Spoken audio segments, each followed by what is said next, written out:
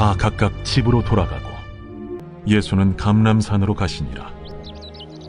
아침에 다시 성전으로 들어오시니 백성이 다 나아오는지라 앉으사 그들을 가르치시더니 서기관들과 바리새인들이 음행 중에 잡힌 여자를 끌고 와서 가운데 세우고 예수께 말하되, 선생이여, 이 여자가 간음하다가 현장에서 잡혔나이다. 모세는 율법에 이러한 여자를 돌로 치라 명하였거니와 선생은 어떻게 말하겠나이까? 그들이 이렇게 말하면 고발할 조건을 얻고자 하여 예수를 시험함이로라. 예수께서 몸을 굽히사 손가락으로 땅에 쓰시니 그들이 묻기를 맞이 아니하는지라. 이에 일어나 이르시되, 너희 중에 죄 없는 자가 먼저 돌로 치라. 다시 몸을 굽혀 손가락으로 땅에 쓰시니 그들이 이 말씀을 듣고 양심의 가책을 느껴 어른으로 시작하여 젊은이까지 하나씩 나가고 오직 예수와 그 가운데 섰는 여자만 남았더라. 예수께서 일어나사 여자 외에 아무도 없는 것을 보시고 이르시되, 여자여, 너를 고발하던 그들이 어디 있느냐? 너를 정죄한 자가 없느냐? 주여, 없나이다. 나도 너를 정죄하지 아니하노니 가서 다시는 죄를 범하지 말라. 안녕하십니까. 3월 17일 화요일 말씀 묵상 시작하겠습니다. 요한복음 7장 53절에서부터 8장 11절까지 말씀 함께 읽었습니다. 실은 오늘 본문은요, 대부분의 사본학자들이 요한복음에 속하지 않는다는 결론을 내리고 있는 본문입니다. 사본학이란 것은 뭐냐 하면 처음에 요한이 요한복음을 썼겠죠. 그런데 그 당시에는 복사기나 컴퓨터가 없지 않습니까? 그러니까 다 사람들이 베껴 쓰게 되어 있습니다. 이 사람들 저 사람들이 막 베껴 쓰다 보면 원래 원본과는 좀 달라지는 부분들이 많이 생기게 됩니다. 그러다 보니까 여러 개의 사본들이 존재하는데 그 사본들을 비교해서 어느 게 원래 진본에 있었던 건가를 파악해내는 것이 사본학인데요. 고대의 권위 있는 사본에는 거의 이 본문이 속하지 않습니다. 그러다 보니까 개역 성경에서도 오늘 본문은 괄호 안에 포함되어 있죠. 게다가 어떤 사본에는요, 이 이야기가 요한복음에 있는 게 아니고 누가복음 21장 38절 뒤에 나오기도 하는 그런 본문입니다. 그래서 떠돌이 본문이다, 그런 말을 쓰기도 해요.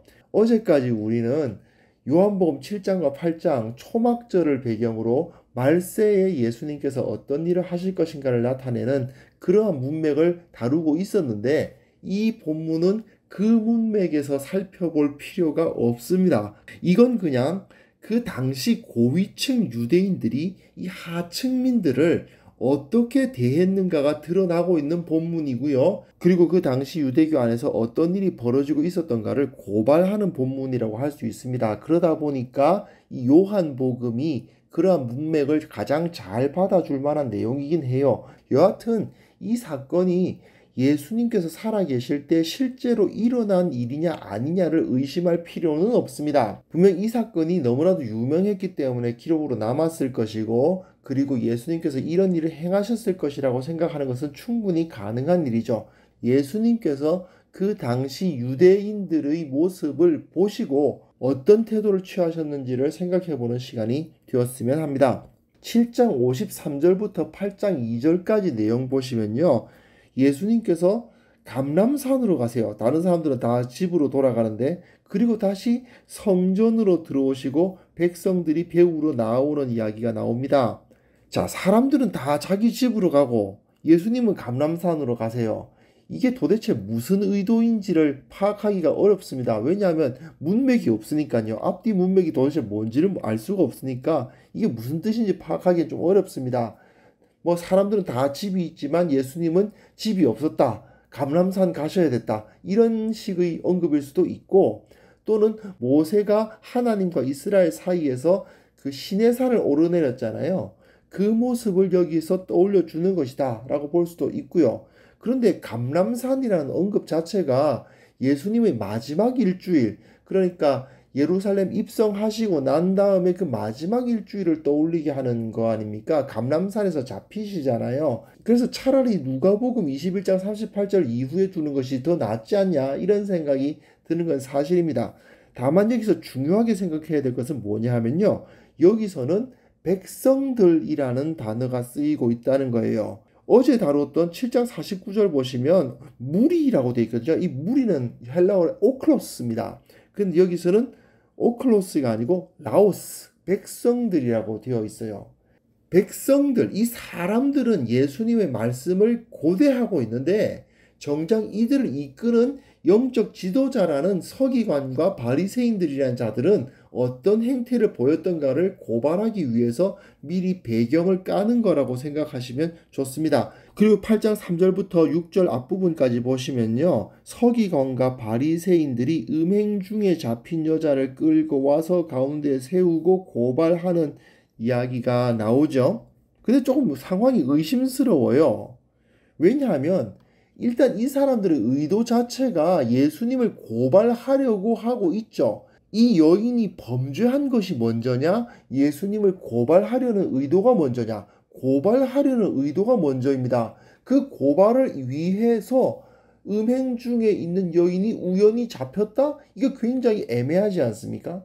함정을 파고 기다린 것이 아니라면 진짜 음행을 현장에서 잡기는 쉽지도 않고, 게다가 예수님께서 성전에서 가르치시는 그 상황을 보고 음행하는 여자 데려와. 그러면 음행하는 여자가 아무 데서나 나타나는 것도 아니잖아요. 그 시간대에 맞춰서 체포해서 성전까지 끌고 온다? 굉장히 이례적입니다. 만약에 이전에 이미 음행으로 인해서 체포를 당했다면 이미 사형에 처해졌겠죠. 또는 다른 재판장에게 돌려야 될 문제입니다. 그런데 왜 또 예수님께 데려옵니까? 이게 굉장히 이상합니다. 게다가 음행을 범한 남자는 또 없어요. 여자만 끌려왔습니다. 이거는요, 사실은 매춘의 정황이 의심이 됩니다. 그 당시에 주위에 있던 그 매춘부들 중 한 명을 그냥 끌고 왔다라고 볼 수밖에 없어요. 그런데 이 유대 사회에서 매춘부가 있다? 이건 굉장히 난감한 상황입니다. 남자들을 상대하지 않고서는 살아남을 수 없는 여인들이 율법을 지키는 사회에서는 존재할 수가 없죠. 그럼 그런 여인들은 다 죽여서 없애야 된다, 그런 뜻이 아닙니다. 그런 상황에 빠지는 가난한 자가 없도록 해야 되는 겁니다. 고아와 과부를 돌아보는 자들이 되어야 되잖아요. 물론 본문에 정확하게 그 정황이 드러나 있지를 않기 때문에 이건 어디까지나 짐작입니다. 하지만 정황상으로 봤을 때 이 여인이 이렇게 딱 시간 맞춰서 잡혀올 수 있으려면은 이 사람들이 누구 잡아와 라고 할 수 있는 사람들이잖아요. 결국 몸을 팔아야만 살아갈 수 있는 최하층면에 속한 한 여인이었을 가능성이 매우 높은 겁니다. 한번 생각해 보십시오. 예수님을 곤경에 빠뜨리기 위해서 한 여인의 인권 따위는 중요하지 않은 겁니다. 하나님의 이름으로, 하나님의 말씀으로 다른 사람을 모함하고 죽이는 일이 벌어지는, 이게 바로 당시 유대교였던 것이죠. 이런 고도로 종교화된 사회에서는요, 종교를 사용해서 다른 사람 죽이는 일이 비일비재하게 일어나거든요. 바로 예수님께서 고발하신 문제였고, 예수님이 바꾸시기 위해서 오셨던 그 문제였고, 그리고 이후에 예수님을 따르는 우리들 앞에 놓여져 있는 문제이기도 한 겁니다. 6절 후반절부터 9절까지 보시면 예수님께서 재미있는 모습을 보이십니다. 몸을 굽혀서 뭘 끄적끄적 땅에다가 쓰세요. 사람들은 계속 어떻게 해야 되냐고 막 물어대는데 예수님 그냥 끄적끄적 하시더니 일어나서는 너희 중에 죄 없는 자가 먼저 돌로 쳐라. 그리고 다시 몸을 굽혀서 땅에 끄적끄적 쓰십니다. 그러고 있으니까 사람들이 한 사람씩 떠나갔다. 그런 얘기가 기록되어 있는데 그들이 묻기를 마지 아니하였다라고 기록되어 있죠. 계속 고발했다는 말 아닙니까? 고발자라는 말이 히브리어로는 사탄이거든요. 이들의 모습은 바로 사탄의 모습을 보여주는 겁니다. 그때 예수님께서는 뭔가 손가락을 끄적끄적 쓰세요. 도대체 뭔지는 알 수가 없죠. 다만 예레미야 17장 13절에 무릇 여호와를 떠나는 자는 흙의 기록이 되오리니 라는 말씀이 있습니다. 여기서 지금 흙에다가 뭔가를 끄적끄적 쓰시는 것은 너희들이 정말 여호와 하나님의 이름을 들먹일 자격이 있느냐를 떠올리게 하는 그런 부분입니다. 하나님을 떠나는 자는 흙의 기록이 되고 있는 거예요. 너희는 지금 하나님을 떠나고 있다라는 것을 떠올리게 해요. 그리고는 너희 중에 죄 없는 자가 먼저 돌로 치라. 매우 유명한 말씀이죠. 유대인이 누군가를 돌로 쳐서 사형에 처할 때에는요, 가장 먼저 돌을 던지는 사람은 그 사람의 범죄를 목격한 증인입니다. 그 증인이 그 사람의 머리에 안수하고 먼저 돌을 던지고 나머지 사람들이 돌로 치게 돼 있어요. 그런데 여기서 묘한 상황이 연출되죠. 죄 없는 자가 먼저 돌로 치라 되어 있는데 문제는 이 여인에게서 돌을 들어 칠 죄 없는 자가 없습니다. 이건 절대적인 의미의 무죄한 사람이 없기 때문에 아무도 돌을 못 들었다, 이렇게 해석하면 곤란합니다. 그게 아니죠. 이 여인이 어떤 사람인지 어떤 여인인지를 아는 겁니다. 다들 이 남자들이. 그 상황에서 나는 이 여자에 대해서 죄가 없다고 자신 있게 말할 자가 없는 겁니다. 이건 그 주위의 그 서기관들과 바리새인 그리고 그 여자가 다른 관계로 엮여 있음을 짐작하게 하는 장치인 거예요. 그들은 뒤로는 지금 이런 여인들과 함께 범죄를 하고 있으면서도 앞에서는 거룩한 척하고 있었다는 것을 떠올리게 하는 겁니다. 물론 정확하게 이들이 이런 범죄를 저지르고 있었다고 말하기는 어려워요. 그런데 이 상황은 그냥 뻔합니다. 이 종교적으로 높은 자들이 죽어도 상관없는 여자 한 명 끌고 와가지고 이 여인을 통해서 예수님을 공경에 빠뜨리고 싶은 겁니다. 그런데 예수님은 정확하게 이들의 문제를 지적하시는 거죠. 너희들이 지금 행하고 있는 이 일이 이 여인이 행한 음행보다 훨씬 더 큰 죄악이 아니냐라고 말해주고 계신 겁니다. 이 말씀 앞에 저들은 양심의 가책을 느끼고 하나씩 그 자리를 떠났고 예수님과 그 여인만 남았다고 되어 있습니다. 하나님의 능력으로 그들이 그 양심의 가책을 느꼈을 수도 있고요. 주님의 초자연적인 능력이 개입되어 있는 것일 수도 있죠. 생각하기 따라 여러 가지로 생각할 수 있습니다만 여하튼 이것이 바로 예수님을 통한 구원의 그림인 겁니다. 그리고 10절 11절 보시면요. 그 고발하고 정죄한 자들이 다 물러가고 그녀로 하여금 자기를 고발하며 정죄하는 자가 사라졌다는 사실을 깨닫게 하시고 또한 죄를 다시는 범치 말라고 하시면서 나도 너를 정죄하지 않는다, 이런 말씀하시죠. 이게 바로 예수님으로부터 온 전형적인 구원의 모습이거든요. 고발하고 정죄하는 자들이 물러갑니다. 사탄은 물러가요. 그리고 그 구원을 받을 자에게 자기를 고발하고 정죄하는 자가 사라졌음을 깨닫게 하시고 그리고는 다시는 죄를 범치 말라고 말씀하시면서 나도 너를 정죄하지 않는다, 하나님께서 그렇게 하시거든요. 그 모습을 예수님이 그대로 보여주십니다. 이게 바로 죄를 용서함을 받는 전형적인 모습이다, 그렇게 그려주고 있는 것이죠. 결국 교회는 예수님의 사랑에 의해서 용서받은 자들의 공동체입니다.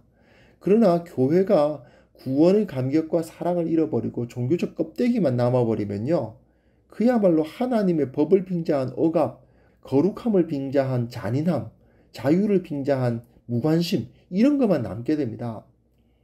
이 당시 유대교가 바로 그랬던 것이죠. 그런데 현대 교회에서는 정말 그런 일이 일어나지 않는다고 자만할 수 있을까요? 우리 교회는 그렇지 않을 것이라고 확신할 수 있을까요? 그렇기 때문에 교회는요, 반드시 우리가 용서받은 자들의 공동체였다는 사실을 기억해야만 됩니다. 그리고 주님과의 영적 관계가 끊어지지 않도록 조심해야 되고요. 사랑으로 서로를 격려하는 그런 진정한 공동체를 이루어 나가야만 되는 거죠. 그렇지 않으면 정말 이 당시의 유대교처럼 되어버린다는 그런 각성된 의식을 우리가 가져야만 합니다. 나에게는 이러한 용서받은 자로서의 감격이 있는가? 또한 다른 사람들을 용서할 수 있는 사랑이 있는가? 한번 돌아보고 반성해보고 주님의 은혜를 통해서 다시 한번 그러한 마음이 회복될 수 있기를 기도하는 시간이 되었으면 합니다. 하나님 아버지, 주님께서 이 가늠하다 붙잡혀온 여인의 이야기를 통해서 우리는 이렇게 잔인해지거나 용서받은 감격을 잃어버리는 그러한 모습에 빠지지 않도록 주님께서 역사하여 주시기를 원하고 기도합니다. 주님께서 우리와 함께 하셔서 우리가 용서받은 자이며 또한 다른 사람을 사랑하고 용서해야 한다는 사실을 기억하는 자들이 될 수 있도록 주여 우리와 함께하여 주옵소서. 예수님의 이름으로 기도합니다. 아멘.